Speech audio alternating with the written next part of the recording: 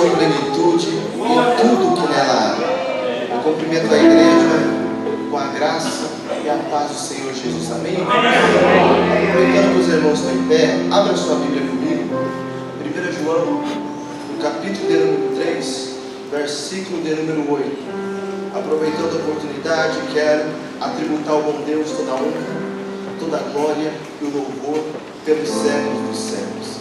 Que Deus abençoe a vida do pastor Ricardo dessa igreja, na pessoa do segundo pastor que aqui está, pastor Altair também. Deus abençoe, prazer revê-lo.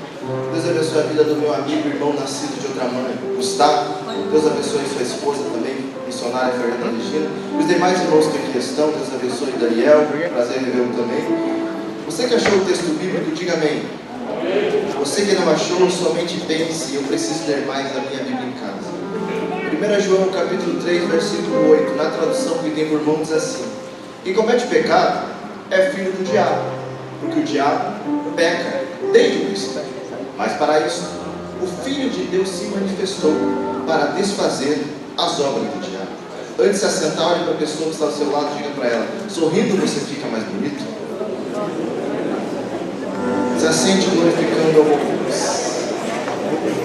Meus irmãos, senhoras e senhores, membresia do corpo de Cristo, princesa, rainha, menina dos anjos, eu tenho uma palavra de Deus para o seu coração. O texto que lemos vai falar pelas palavras do apóstolo João. Para quem não sabe, João é considerado o âmago eterno, porque é o discípulo que amava a Jesus, o apóstolo que foi o mais novo apóstolo para o ministério perto de Cristo. João, quando ele escreve o seu evangelho, ele tem um objetivo só: falar do amor de Deus e a importância de crer em Deus. Ele vai falar a importância de crer no Filho, porque Deus amou o mundo de uma tal maneira que deu seu Filho unigênito para todo aquele que nele crê, não perece, porém tem a vida eterna. A Bíblia Sagrada, no texto que lemos, está no contexto histórico acerca de João alertando os crentes dos falsos mestres, falsos pastores e principalmente falsos ensinamentos. João está pregando um povo que está sendo abordado pela religião gnóstica. O que seria isso? Pessoas que desacreditavam da natureza cristã, pessoas que falavam que o Cristo se apoderou de Jesus somente no batismo, e o mesmo Cristo se retirou dele quando estava perante a cruz do Calvário. São pessoas que distorcem a palavra de Deus. Por isso, João vai dar um recado para a igreja de Deus dizendo: meus filhinhos, ou melhor, não pequem.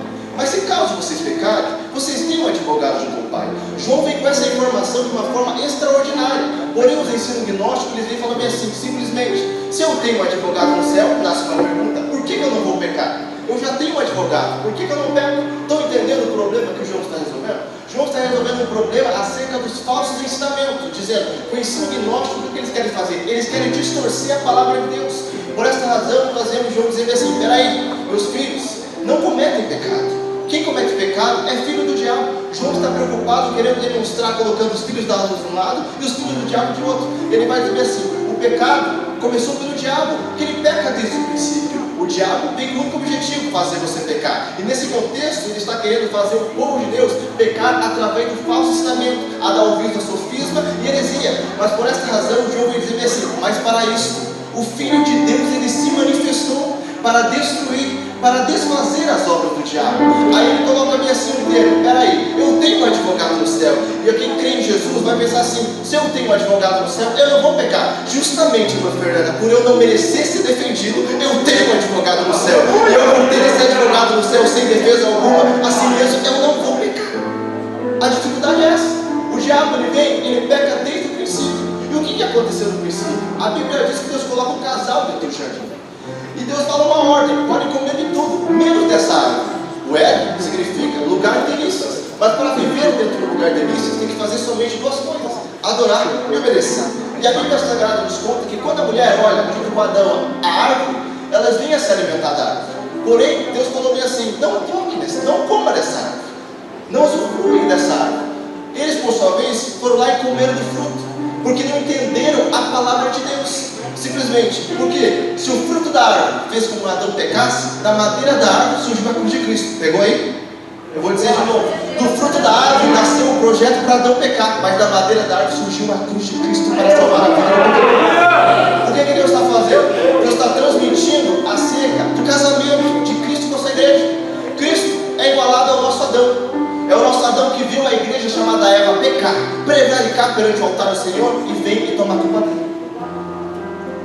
Adão toma a culpa da mulher, assim como Cristo toma a culpa da igreja. E a mulher saiu da onde? Da costela. O que nós vemos aqui?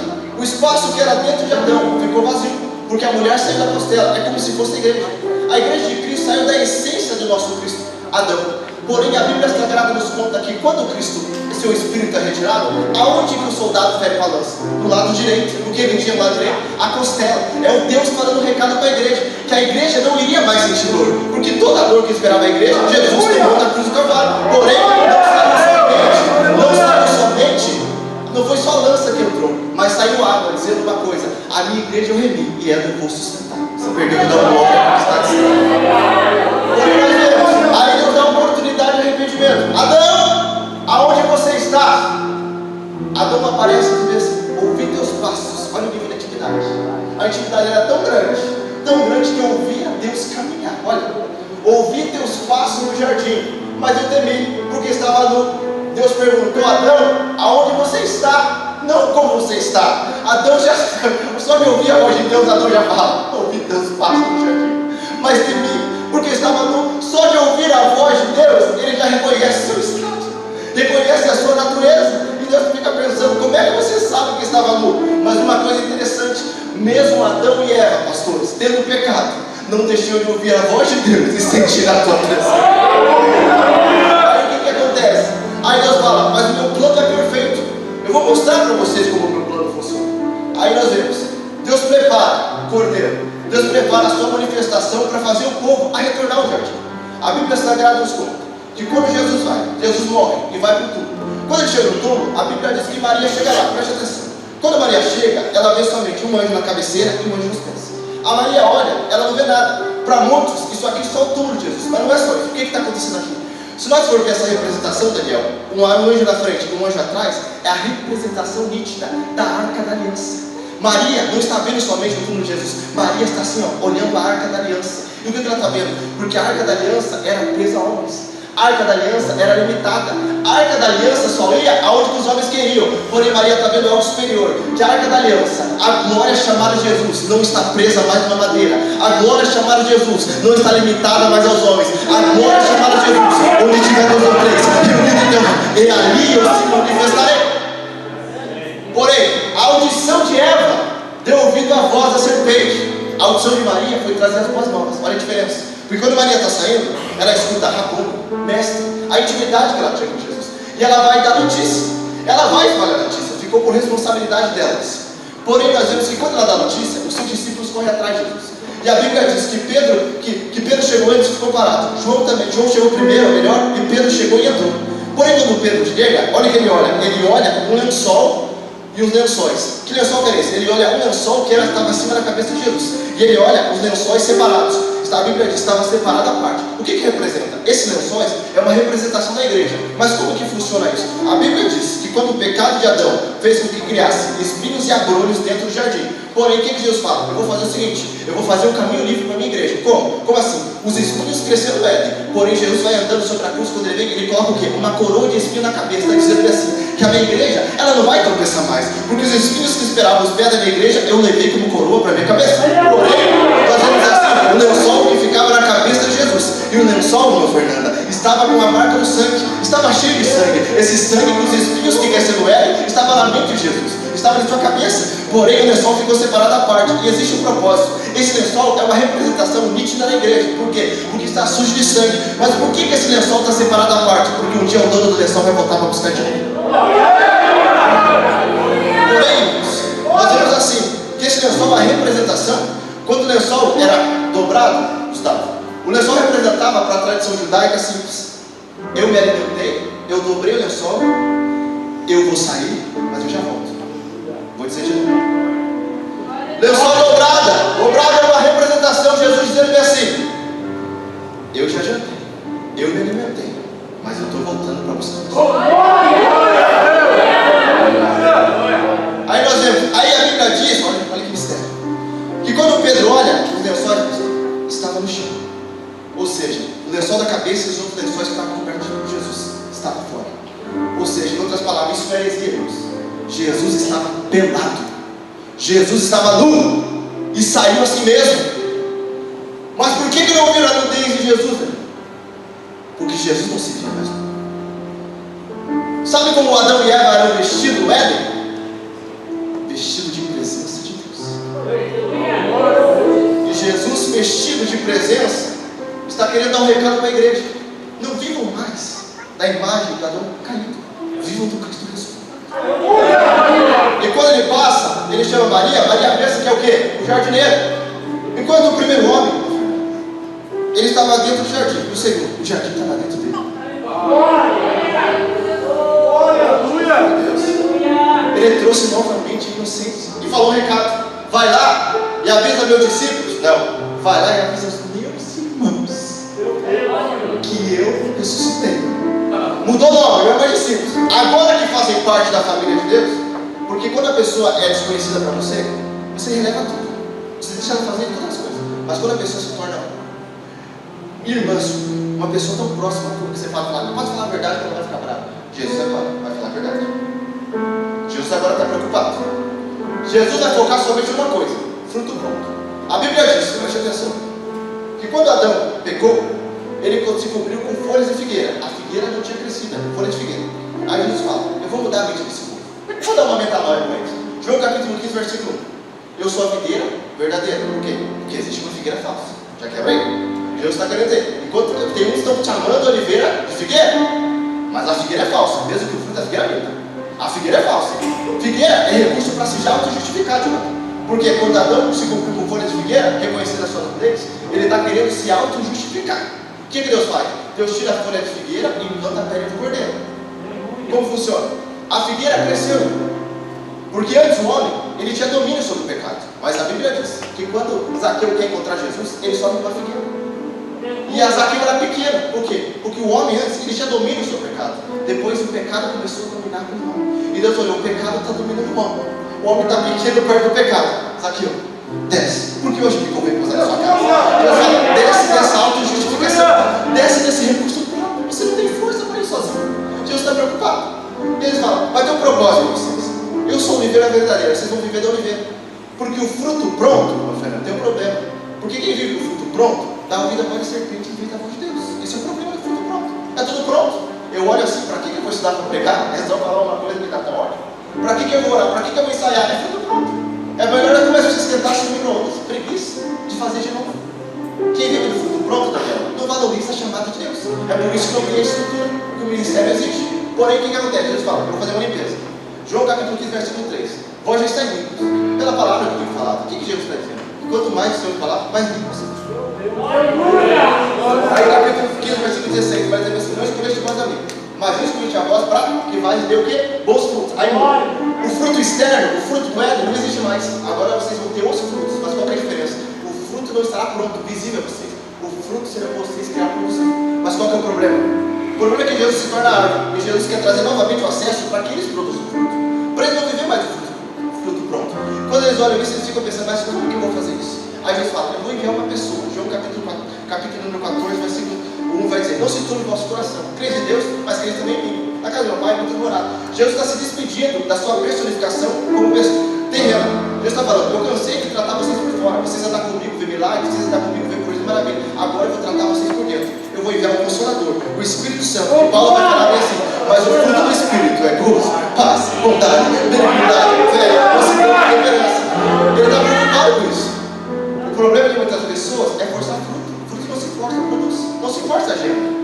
Não se força a ministério. Não se força a carga eclesiástica. Não se força. Se produz. Deus está querendo dizer, vocês não vão viver do fruto pronto. Vocês vão ser um contribuição. Deus está fazendo isso. Existe um processo. Para existir essa limpeza, existe a santificação. Isso pela Bíblia nós vemos três níveis de santidade. O primeiro nível de santidade, nós vemos a Kadosh. O que seria a Kadosh? A Kadosh é a santidade do eterno. É a santidade do próprio Deus. A segunda é a Kodesh. O que é Kodesh? É Jesus Cristo, a santidade do homem. E a terceira é o nível de santidade extraordinário. O que seria? A Kadash. Como funciona a Kadash? A Kadash, ela é ajuntamento de pessoas santas. E o que Deus está projetando? Simplesmente, Deus, sendo Kadosh, o eterno, se desenvolveu atrás do pés do Kodesh, que é Cristo, para abrir porta para Kadash. Mas como que funciona a Kadash? Se a Kadash é ajuntamento de pessoas santas, é estritamente fundamental, Gustavo, um casamento com adoração, John. E como funciona? Aonde surgiu a Kadash?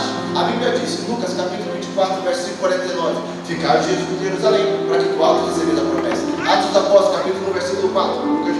Lucas de novo. Ficar em Jerusalém, para que do alto recebes a promessa. Atos dos Apóstolos, capítulo 1, versículo 8. Viver o céu, capítulo 8. Recebereis o poder, que é vir sobre vós. Aí Lucas vai um nível mais longe. Vai dizer sobre a manifestação da igreja, como funciona. Atos dos Apóstolos, capítulo 2, versículo 1. Vai dizer assim: viver o céu no sopro de um vento. O que é vento? Vento é uma palavra pneuma. O que vem nessa palavra? Essa palavra, a sua totalidade é pneu. E o que representa pneu? É uma orquestra. Estão vendo uma orquestra aqui? É praticamente isso. O som, o vento, é uma orquestra. O que Deus está falando? Para eu manifestar a Kadash, eu vou transmitir o barulho da igreja. E qual que é o barulho da igreja? É Deus simplesmente soprando em si o instrumento. O barulho da igreja é isso, é a Kadash. E como que funciona? Aí você vê que a Kadash ela já foi manifestada no Antigo Testamento. Sem perceber. A Bíblia diz que Deus Pai da era patriarcal. Abraão, Isaac e Jacó. Abraão, Deus Pai, Criador de todas as coisas e todos os povos. Isaac, o menino do sorriso, que deitou como sacrifício para devolver a alegria à humanidade. Jacó, que ele segura. O Espírito Santo segura a igreja de alto marimbi, não deixa nada. Aí Deus projeta tratar o relacionamento. E como funciona o relacionamento? Simplesmente assim. A Bíblia diz que quando um homem se relaciona com sua esposa, tem que ser de porta fechada. Eu não vou dizer que Deus trata a igreja como o homem trata a sua esposa, mas assim como o homem e a mulher são um, é Deus uma só igreja. Para muitos, presta atenção, isso aqui é só culto. Para outros, isso aqui é uma reunião de amigos. Para isso eu não tinha nada de fazer, eu vim para o culto. Mas para quem está ligado no trono, isso aqui não é um culto e não é só reunião de amigos, é noite de núpcias. A importância do relacionamento. Jesus está preocupado, vai falar: vocês estão vivendo muito do fruto do culto. Eu vou trazer algo diferente para vocês. Vocês vão manifestar o reino. E o que Deus está preocupado? Deus está trabalhando dentro do relacionamento. Pessoas que são vítimas de heresia e sofismo. Pessoas que vivem do fruto pronto. É fácil. O fruto pronto é muito fácil. O fruto pronto, você olha, cria em você um desejo tão grande. Aí o que Jesus faz? Jesus chega e fala: através do meu Espírito, eu vou mostrar para ele uma coisa extraordinária. Se nós formos ver na Bíblia, Jesus é considerado para nós a nova lei. Como assim? Heresia é isso? Não. Existe a lei do 10 mandamentos. Existe: não faça isso, não faça aquilo, não faça isso, não faça aquilo. Porém, existe uma coisa superior que Paulo vai dizer em Romanos capítulo 7, versículo 7. Mas eu não sabia o que é cobiça? Se a lei não dissesse, não cobiçarás. Ele usa nitidamente, meu filho. A lei, ele fala que a lei é como um espelho. Eu olho para a lei, eu vejo como eu sou pecador. Aí Jesus persegue Jesus porque pensam que ele aboliu a lei. E Jesus no momento fez isso. Jesus faz um propósito. O povo não está entendendo, as leis estão na pedra. Eu vou fazer o seguinte: como que eu vou dar vida à lei? Eu vou se tornar a própria lei.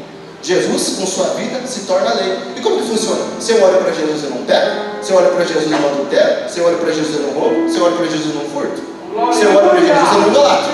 Jesus não. Jesus mostrou, Daniel, que é possível sim ser um ser humano e andar sem pecar, sem adulterar, sem roubar e sem idolatrar. Porém, o povo está... Mas Paulo disse: não sabia o que é cobiça. Cobiça, irmãos, é o único pecado que é, Jonathan, interno. É um pecado que é interno. E por que Paulo está tratando justamente somente esse pecado da cobiça? Por quê? Se eu olho para Jesus, eu não vou pecar, não vou adulterar, não vou fazer isso. Não faça isso, porque é o externo. Mas só que, como que funciona o interno? O interno é mais dolorido, porque se eu olhei o fruto, vai dar vontade, já caiu dentro de si o desejo de ter fruto. Vai cair esse desejo. Aí eles falam: não, olhando para Jesus, a gente não faz os pecados externos. Mas como que Deus opera dentro de nós? Porque Jesus é a nossa nova lei, a lei encarnada. Aí o que ele faz?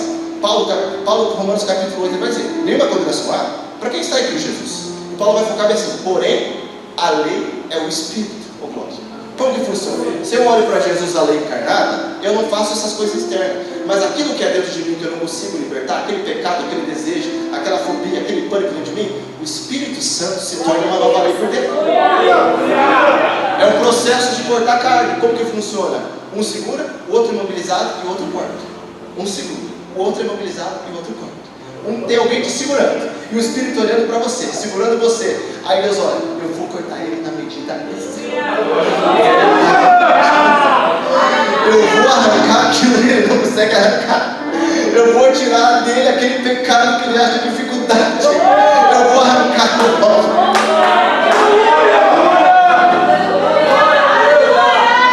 É o processo de cortar carne. Gênesis capítulo 12. Abraão, sai da tua terra, da tua parentela. Eu quero fazer uma aliança com você, Abraão. Como que funciona essa aliança? Abraão pensa: mas eu sou impotente, eu não posso gerar. Mas Deus está falando: olha, a dificuldade de entender a palavra. O problema é não deixar de ouvir a voz de Deus, irmãos. Abraão mal deixou de ouvir a Deus, mas eu sou impotente, eu não tenho capacidade de fazer isso. Mas Deus não está falando do relacionamento carnal.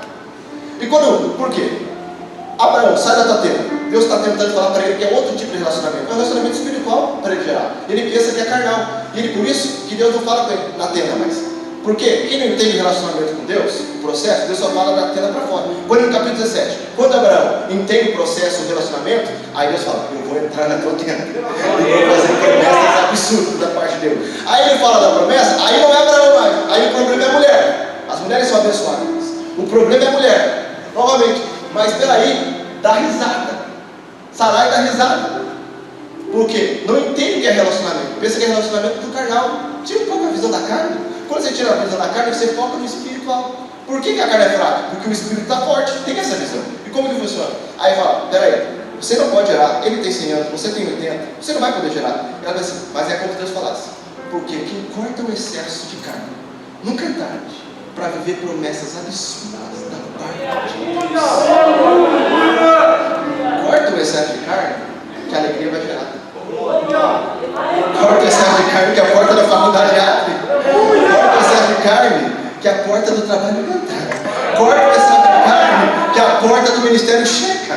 Corta o excesso de carne, que o batismo do Espírito Santo alcança o teu filho. Corta o excesso de carne, que o batismo do Espírito Santo alcança o teu marido. Corta o excesso de carne, que a conversão chega no teu lado. Levanta a mão que eu vou falar. Levanta a mão que eu vou soltar a primeira profecia da parte de Deus. Você faz parte da geração que vai subir no arrebatamento e permaneça com a mão levantada. E a sua família vai ir com você. Deus está trabalhando em relacionamento hoje. Aí tem um problema. As pessoas pecam perante Deus, pastor. E as pessoas pensam, para que eu vou pedir perdão, Gustavo? Se eu vou voltar a fazer? Para que eu forjar um arrependimento se eu não estou arrependido do que eu fiz? Para que eu vou orar e pedir perdão a Deus? Eu não me arrependo do que eu fiz. Preciso desse pensamento, eu vou fazer de novo. Para que eu vou pedir perdão? Está entendendo aonde chegou o ensino gnóstico? Para que eu vou pedir perdão? Para que eu vou ficar em disciplina? Para que isso? Pessoas fazem coisa pior e permanecem na mesma posição. Pessoas que não têm visão de graça. Porque a pessoa que tem visão de graça, ela entende somente uma coisa. Que a graça, ela vai demonstrar o quê? O quanto nós somos superiores ao pecado, mas também o quanto nós somos inferiores à santidade de Deus. Por isso, o escritor aos Hebreus ele vai dizer, sem santificação, ninguém verá Deus. Aí as pessoas estão com a imagem distorcida, mas como que eu posso ser santo? Como que eu vou ser santo? Sendo que santificação é um critério para ver Deus. Se eu olhar para a minha santidade, eu nunca vou ver Deus. Se eu olhar para o que passa dentro de mim, eu nunca vou ver Deus. Mas só que Deus quer dar algo extraordinário, dizendo, não seja um santo, meu filho, somente para ver Deus. Seja santo para ver Deus na sua vida. Esse é o excesso da santidade. Por exemplo, mas como eu posso ser santo? Nós somos santos uma vez, porque ele é santo 3 vezes. Está entendendo? Ele é santo 3 vezes. Mas se eu sou santo, por que eu ainda peco? Porque toda vez que eu olho aquele texto, porque todo aquele que comer o cálice do Senhor indignamente será culpado, será réu. Toda vez que eu olhar esse texto, nós nunca vamos ter um estágio perfeito para tomar ceia. Nunca poderemos tomar ceia. Ninguém aqui vai poder pegar o cálice agora. Porque nós sempre vamos ver a nossa natureza em ti. Mas como funciona? Se eu sou santo, por que eu peco? Se um dia você vê assim, você se tornar um rei, foi o rei da Inglaterra, e vão buscar vocês. Você vai chegar no aeroporto, teu sujo estará lá, e vão olhar para você, e você vai falar assim, vai mexer assim, vai acenar, e vão falar, não é assim que um rei se comporta, não é assim que uma rainha se comporta. Porém daí, quando você vai se assentar no trono, você vai se assentar tudo demonstrado, tudo errado. Não é assim que o rei se senta. Está entendendo? O teu comportamento não tira a sua identidade. Pode sentar errado, pode assinar errado, mas você é filho. Você é irmão. Jesus ele não se contentou em somente ele ser filho de Deus, que tornou todas nossas filhas. O problema de muitas pessoas que não se arrependem é que vivem de graça barata. Eu uso a graça somente para justificar o meu pecado. Eu uso a graça somente para para fazer aquilo que eu fiz. Eu uso a graça somente para dizer eu pequei e eu tenho graça. Isso é pessoas que vivem da graça barata. Graça barata é isso. é vender barato aquilo que custou caro na cruz. E por essas pessoas, o sacrifício de Cristo não é mais suficiente. Pessoas que voltam a pecar, voltam a fazer novamente, pessoas se acostumam com isso. Se você pegasse a tua infância, tua trajetória cristã, só que a sua mãe falar, o teu pai, alguém falar para você, não faça isso que é pecado, você largava tudo e embora. Você largava tudo e embora, porque só pelo fato de ouvir que é pecado, você parava. O que está acontecendo? Tiraram a gravidade do pecado. A gravidade do pecado continua do mesmo tamanho. Não existe pecado mais, agora é tudo graça. É tudo graça, é simples. Para que eu vou na oliveira se a figueira está mais perto? Para que eu vou me empenhar em buscar o fruto lá da oliveira se a figueira está aqui na esquina? Está aqui no meu quarto, está aqui no meu celular. A figueira está nas minhas mensagens, a figueira está nos meus vídeos. A figueira é falta de compromisso com Deus. Está mais próximo, é mais fácil. Porque é mais fácil usar a figueira. Eu vou usar a figueira para me justificar. Aí o profeta Abacuque, ele vai dizer assim: olha o que está acontecendo. Eu estou clamando pelo avivamento, Deus. Escuta a minha oração, porque só de ouvir a tua palavra eu temi. Ó Deus, aviva a tua obra no meu exame. Porém ele vai dizer, ainda que a figueira não floresça, ó glória, mesmo que tenha recurso facilitado para mim, todavia eu não me alegrarei naquilo que a figueira tem. A preocupação é que a figueira está crescendo, tanto que Jesus amaldiçoou a figueira. E quando Jesus faz isso, pastor, ele chega até o templo, ele derruba tudo. Ele derruba tudo que está vendo no templo, vendo vendas, tudo que está acontecendo, Jesus vai lá e derruba. Por que ele faz isso? Por que tinha pessoas que vendiam coisas dentro do templo? Porque tinha pessoas que compravam. Porque tinha pessoas que compravam. Para que orar por esse culto? É só ir lá e Deus vai abençoar. Eu entro no manto junto. Se folgo na oração daquele que pagou o preço.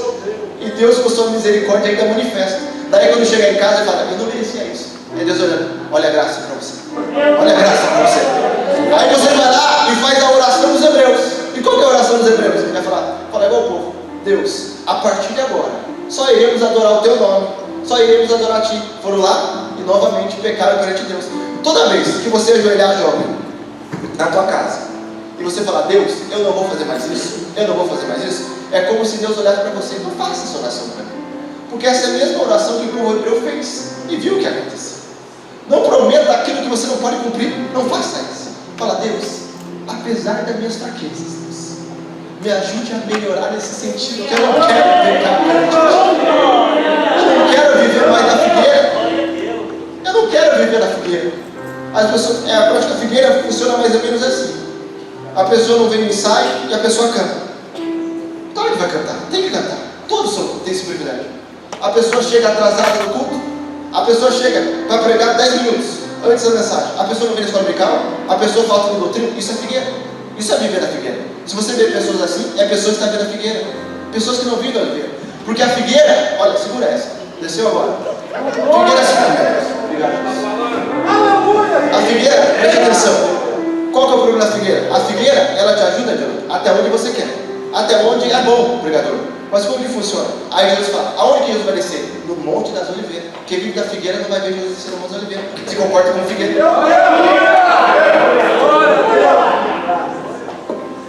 A oliveira verdadeira vai estar no Monte das Oliveiras. Como funciona? É esse processo de autojustificação. Pessoas que vivem da graça barata. Graça barata, ela só justifica o meu pecado, aquilo que eu faço. Por isso fala, eu tenho uma graça salvadora para vocês. Ela não justifica só o pecado, ela justifica o pecador. Ela justifica o pecador. Aí Deus fala, eu vou trazer de novo esse relacionamento. Como se chama esse relacionamento? Viração do dia. Viração do dia era Adão se preparar para receber Jesus descer. Viração do dia era Adão estar preparado para novamente ouvir a voz de Deus. Viração do dia era Adão ter a expectativa que Deus ia se manifestar. Isso é viração do dia. Aí o povo se perde. E como que funciona hoje a nossa viração do dia?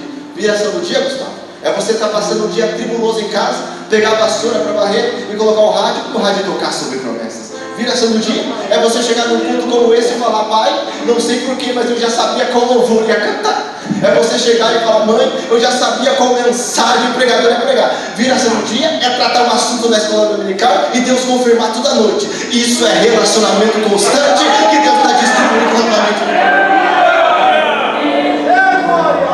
Você chega nesse propósito: eu não sei porquê, você está aqui no fundo. Deixa eu ficar no meu canto. Deus não vai falar comigo. Eu sou falso com a minha adoração, não sei porque eu estou levantando a minha mão. E quando você está fazendo isso, você tendo esses pensamentos negativos, o Espírito Santo trabalhando. Vai, levanta essa mão. Vai, levanta essa mão. E o que Jesus faz? Olha o mistério, cara. Jesus veio, lá veio vocês, com o sangue. Agora, vocês vão ser batizados, confissão pública, batismo. Aí o que Jesus faz? Está muito pouco para isso. Está muito pouco o batismo nas águas. Quando Jesus no Espírito, sabe como funciona, irmãos? O batismo com o Espírito Santo. O que Deus fez, pastor? Deus fez praticamente assim. Eles foram batizados com água. Sim. Jesus olhou: não, é muito pouco para eles água.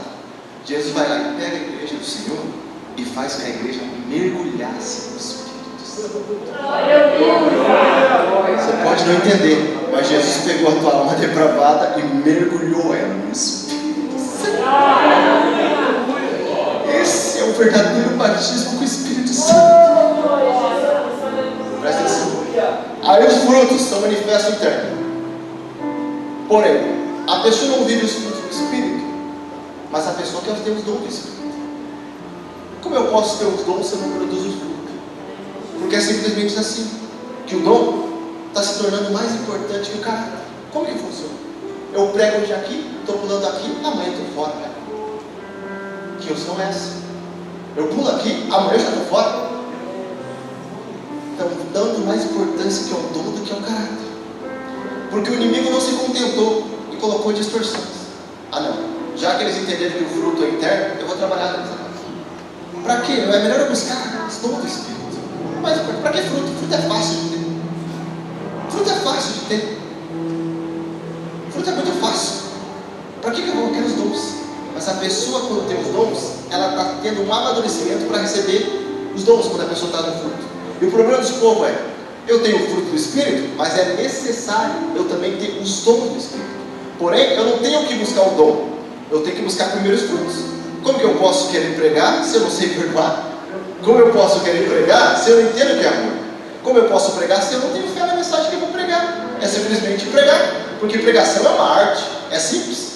Por isso daí nós lemos a história e vemos pessoas como Taino Wood, Jonathan, e falando bem assim: peraí, eu me sinto como uma vasilha furada, pregador. Eu preciso estar sempre embaixo da torneira, porque quando eu vejo que eu estou cheio, eu dou um passo e me esvazio. É melhor ficar na torneira, estar sempre aberto para mim. Aleluia! Toda vez, e quando eu vou pregar a palavra de Deus, e eu vou fazer uma bala gravata, eu olho para Deus, Deus fala comigo bem assim: tá, e se fosse a tua última mensagem? Se fosse o teu úlimo louvor, pregador, o que você ia pregar hoje? Você poderia falar igual Spurgeon, Benjamin, esteja salvo, todos os confins da terra? Poderia falar igual John Wesley, sua última frase, a importância, a certeza que o Espírito de Deus, que Deus está conosco. Poderia falar igual David Brand, se eu tivesse 1000 vidas, eu entregaria todas as vidas.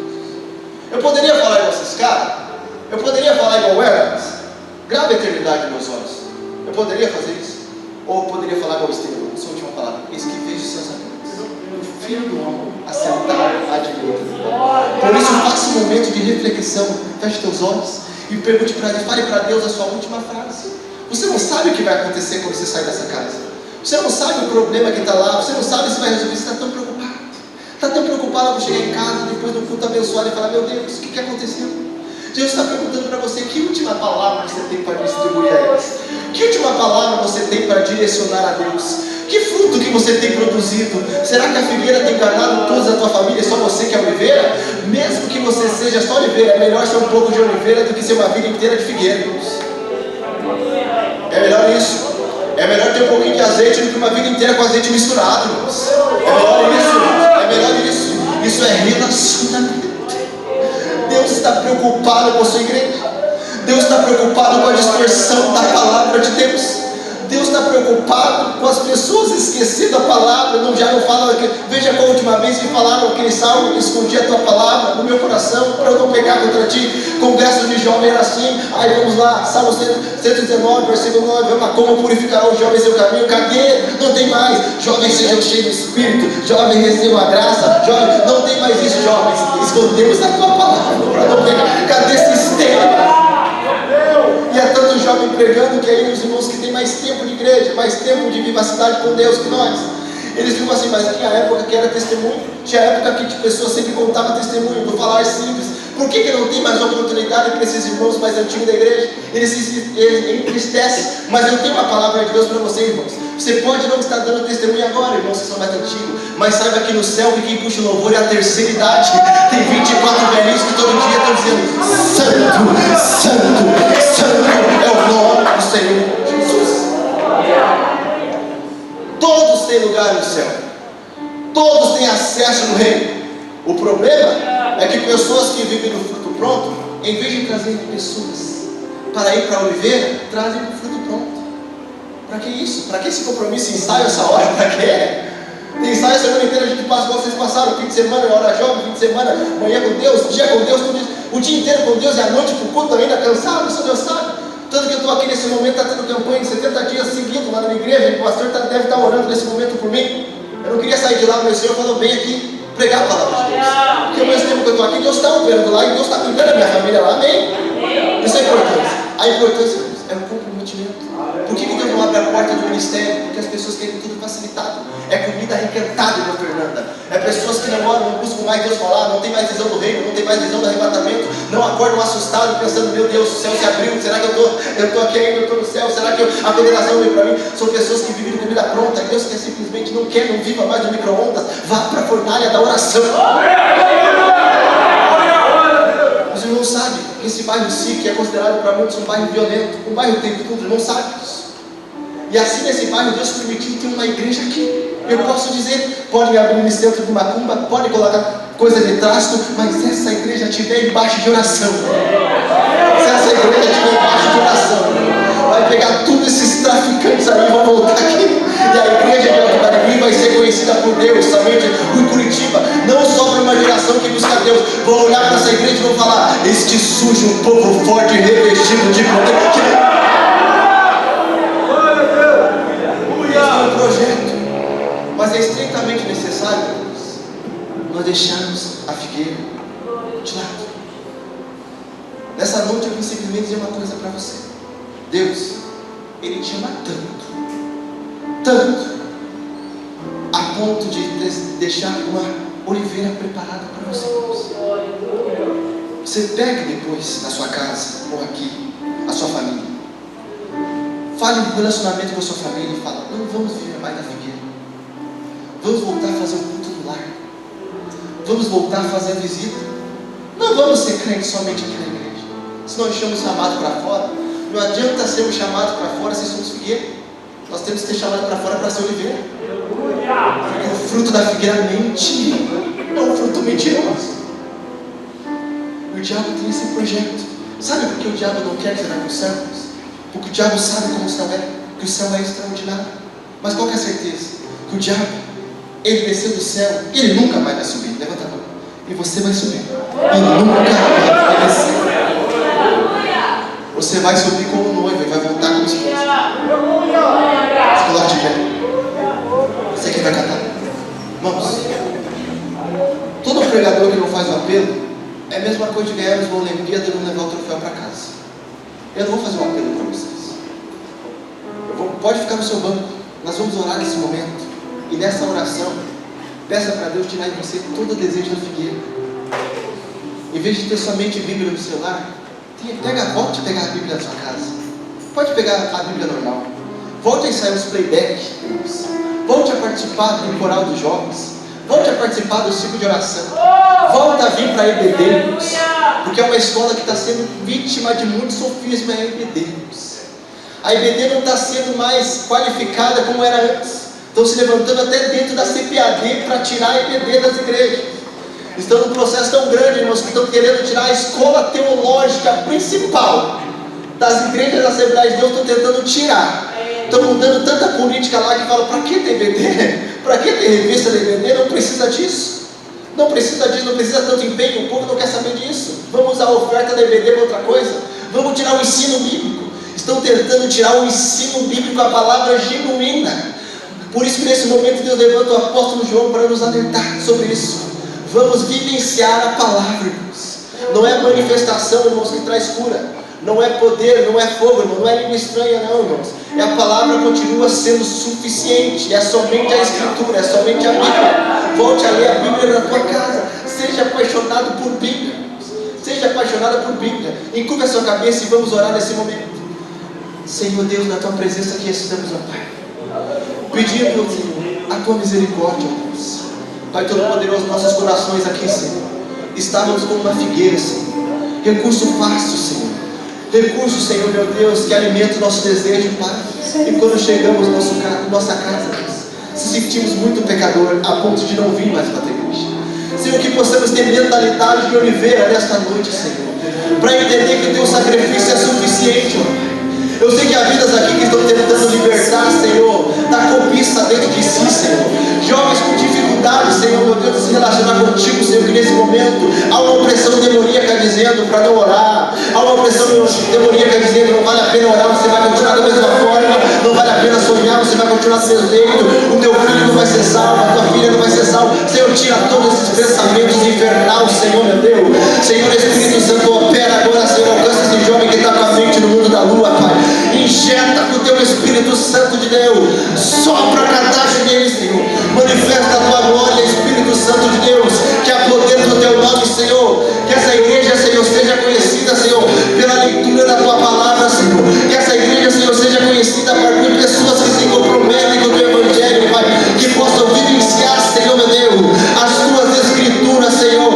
Desperta a chama do jovem pregar. Desperta a chama da tua filha cantar. Desperta a chama para o ministério, Senhor. Que essa igreja possa estar incendiada, Senhor, fervorosa na oração, Senhor, no culto de doutrina, na escola dominical, Senhor. Que toda maquiagem caia por terra, Pai. Que toda unção penetra, caia por terra também, Pai. Entra com providência, manifesta a tua glória, Senhor. Essa é a nossa oração que nós acreditamos, Jesus, e confiamos pelo poder da tua palavra. Continue de pé, vamos adorar o Senhor Jesus. Atrai o meu coração.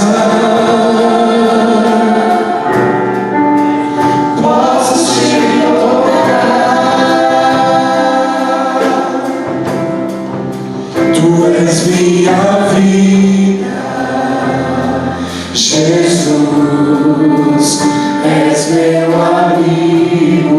Ele é o nosso melhor amigo.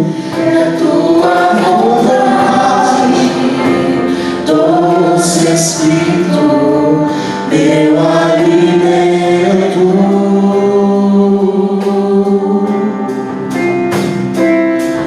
Sentir não há valor em mim. Sou como vaso de barro, pronto a ser quebrado, para ser o que queres de mim. A tua presença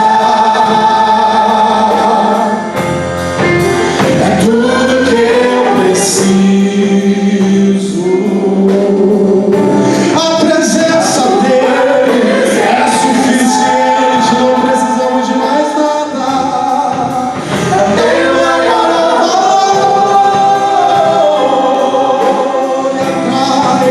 Atrai o meu coração.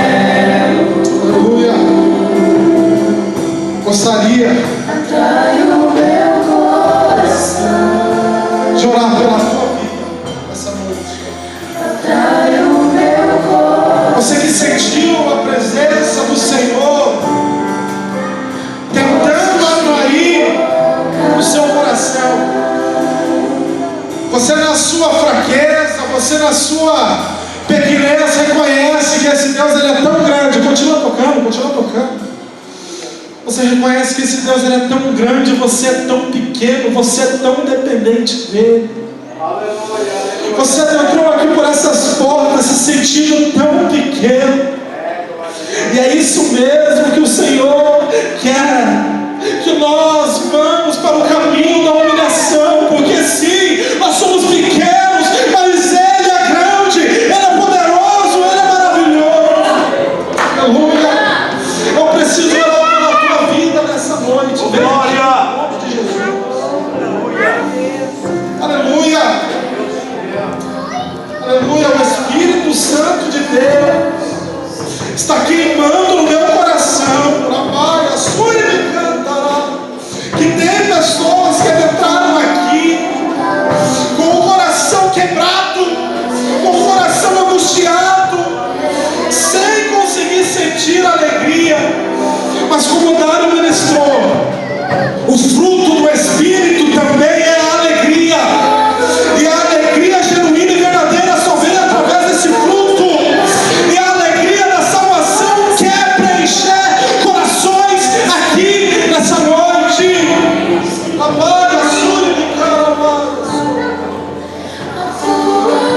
tua presença é o meu maior prazer. Aleluia. Aleluia. A tua presença é o meu maior valor.